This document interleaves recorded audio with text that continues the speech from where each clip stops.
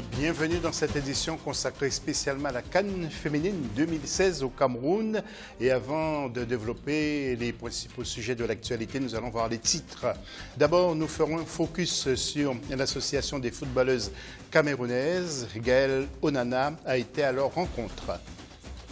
Tout le monde attend avec impatience maintenant ce mardi 29 à Yaoundé à Limbé pour les demi-finales de cette CAN féminine. Et puis, difficulté pour les femmes de se lancer dans le football, toutes catégories différentes, bien sûr. Nous verrons tout ça dans ce magazine.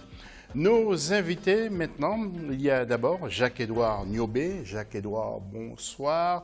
Vous êtes consultant sportif, c'est bien ça? Oui, bonjour.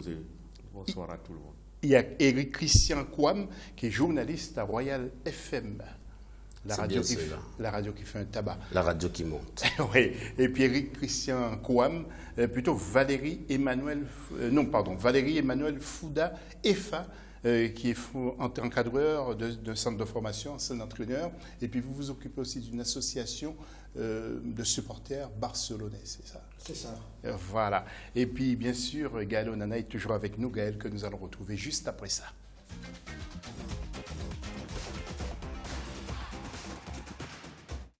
Web, Gaëlle, et vous avez des choses à nous dire et une question à poser, je pense. Exactement, José. Donc, quelle équipe accéderont selon vous à la finale de la CAN féminine 2016?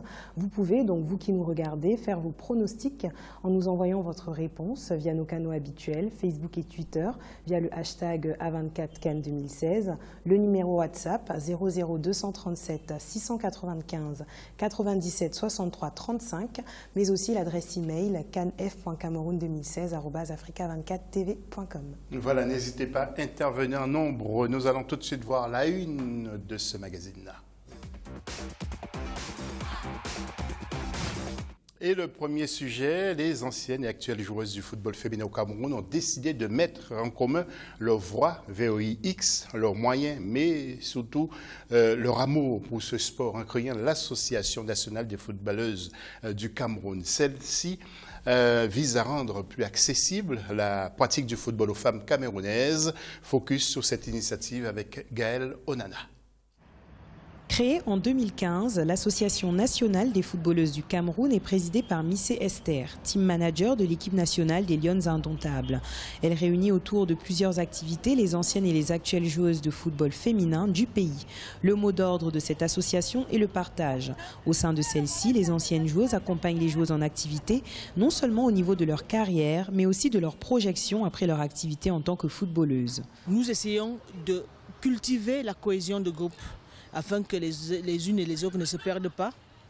Et maintenant, dans le cadre de nos causeries avec les plus jeunes, nous essayons de répertorier les différents stages qui peuvent les concerner afin de préparer leur après-football.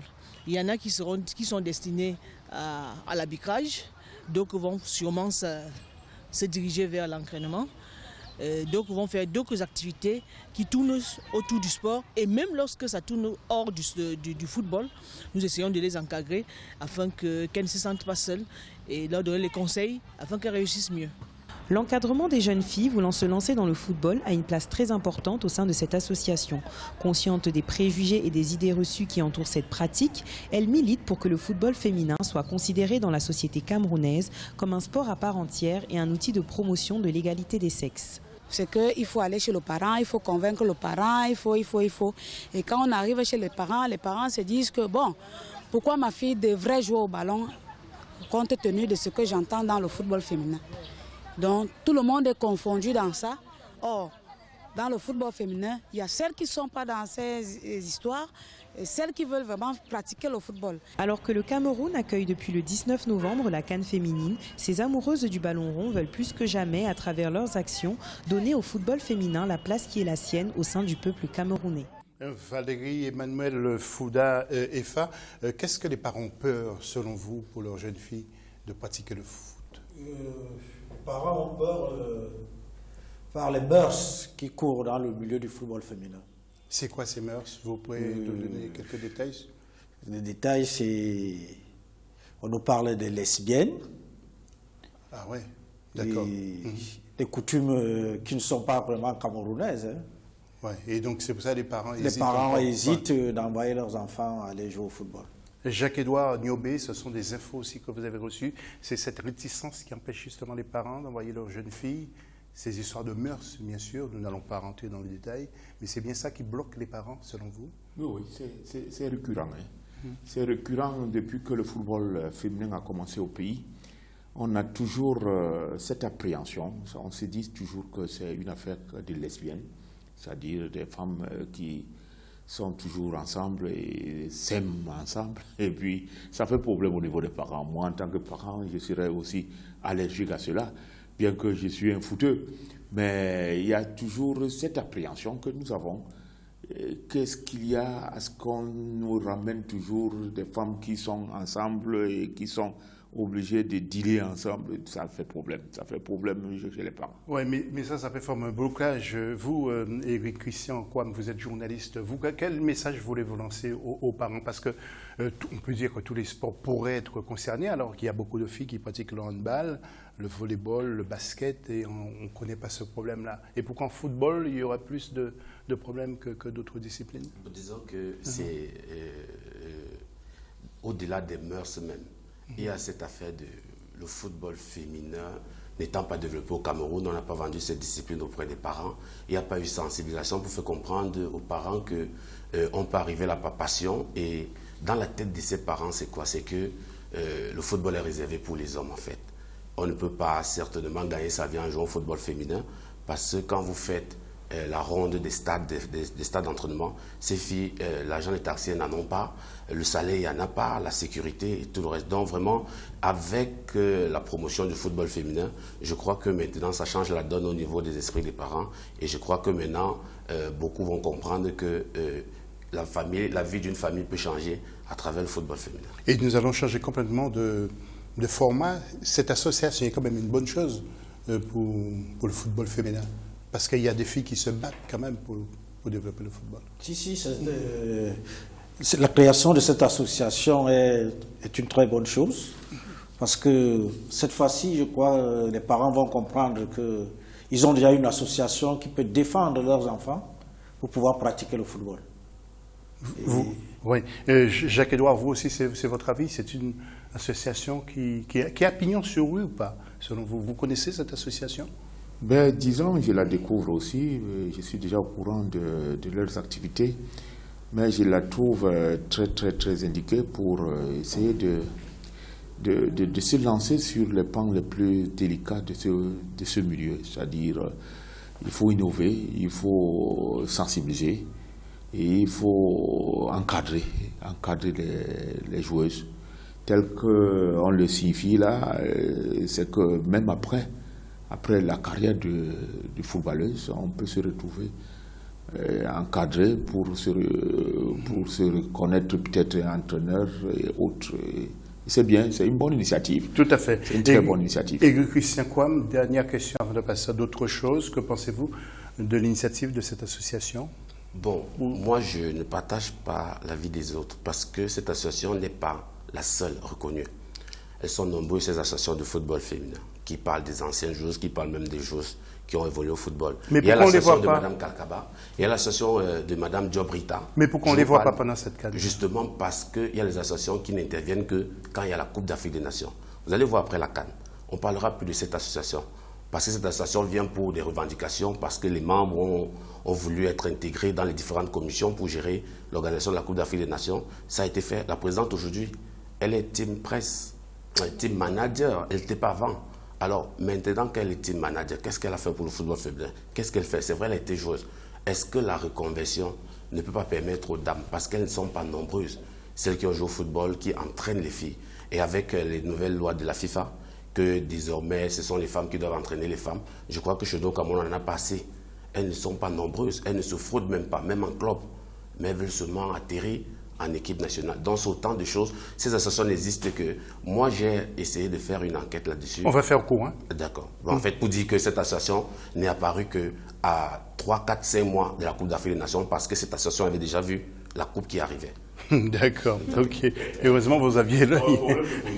Oui, il a l'œil, hein, donc notre ami Christian Kouam. Nous allons passer à l'autre affiche, à l'autre une, pardon, de ce magazine. Et les grands rendez-vous sportifs sont généralement, vous le savez, des catalyseurs d'activités commerciales, du tourisme à la restauration. Chacun peut y trouver son compte. À Limbé, par exemple, à la vente des gadgets et autres équipements sportifs, eh bien, c'est développé et chaque supporter cherche à s'en procurer pour exprimer sa sympathie à son équipe favorite. Notre envoyé spécial, shérif Ousmane Bardonka, s'est rendu au marché des maillots à Limbé. Suivez son reportage.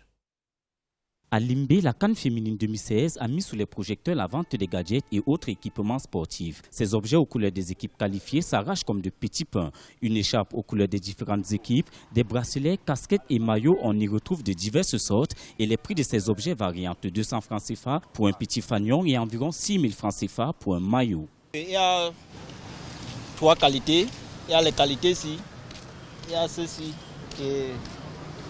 Ces 3 qualités, la première qualité, on vend ça à 3 000, deuxième qualité c'est 4 000 et la qualité c'est qu'on joue avec maintenant et 5 000 pour le moment. Gadget semble être indispensable pour chaque supporter qui voudrait exprimer son soutien à son équipe favorite. À Limbé, le flea market est réputé comme étant le principal lieu d'approvisionnement des supporters. Les commandes y sont effectuées tous les jours pour le grand bonheur des commerçants. Ici, c'est un marché qu'on connaît ça partout. Ça s'appelle flea market. On connaît ça partout. Beaucoup de gens viennent ici. On vient donner sa commande. On part acheter, on vient avec, on vend. C'est un bon marché ici que tous les gens ici connaissent ça bien.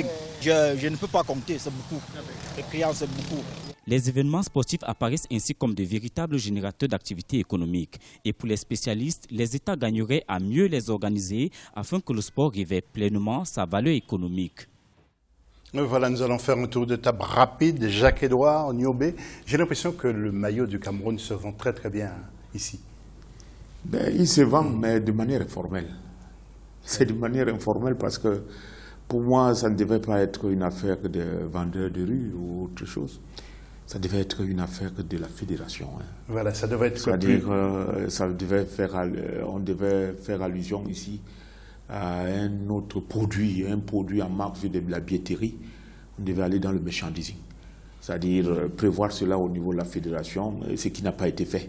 Alors, comme au Cameroun, on sait toujours se débrouiller. Il y a ces jeunes vendeurs de la rue qui ont perçu le problème et ils sont lancés là-dessus en faisant importer sans doute les produits qui viennent par exemple de la Chine un peu partout. Et là, voilà, maintenant, ils sont en train de faire leur affaire. Hein. Tout à fait. Quelquefois, il y a des faux aussi. Vous êtes d'accord également? La qualité douteuse. Ah, ouais. C'est pour ça que Jacques parle peut-être d'une boutique. Si on avait fait une boutique, c'est une Coupe d'Afrique des Nations, c'était l'occasion d'ouvrir une boutique, de faire des gadgets, peut-être même ça ne vient pas de la FECAFOOT. Et c'est une façon de vendre l'image du Cameroun et d'avoir la bonne qualité. Parce qu'il y a ceux qui veulent ces maillots-là. Mais alors, qu'est-ce qu'il faut faire? Aller dans la rue, trouver un maillot à 1 000 francs, 2 000, 3 000, et puis bon... Okay. Pour faire plaisir au support, je ne sais pas. Valérie Emmanuel, un petit mot à ce propos. Vous-même, vous avez votre maillot ou pas? Oui, j'ai mon maillot, mais ce n'est pas de bonne qualité, comme Edouard devait le dire. D'accord. Alors, bien sûr, nous allons voir le tableau de ces fameux matchs que vous attendez ce mardi 29 novembre. Donc, un petit rappel, à Yaoundé, 16h, il sera 15h GMT, Cameroun-Ghana, et à Limbé, 19h, Nigeria, Afrique du Sud. Tiens, je voudrais juste vous montrer quelques images des équipes qui se sont qualifiées pour ces demi-finales. Nous allons voir peut-être 2 équipes, notamment le Ghana, avec les images qui vont suivre tout à l'heure. Le Ghana probablement et le Nigeria. Quand vous voulez, vous nous envoyez les images. Voilà, donc il y a aussi donc le Ghana que vous voyez. Et puis peut-être aussi la couleur du Nigeria, si on ne les a pas, tant pis. Mais vous savez en tout cas qu'il y a 4 équipes qui joueront ces demi-finales. Voilà donc pour l'essentiel de cette première partie. Nous allons repasser à l'instant web.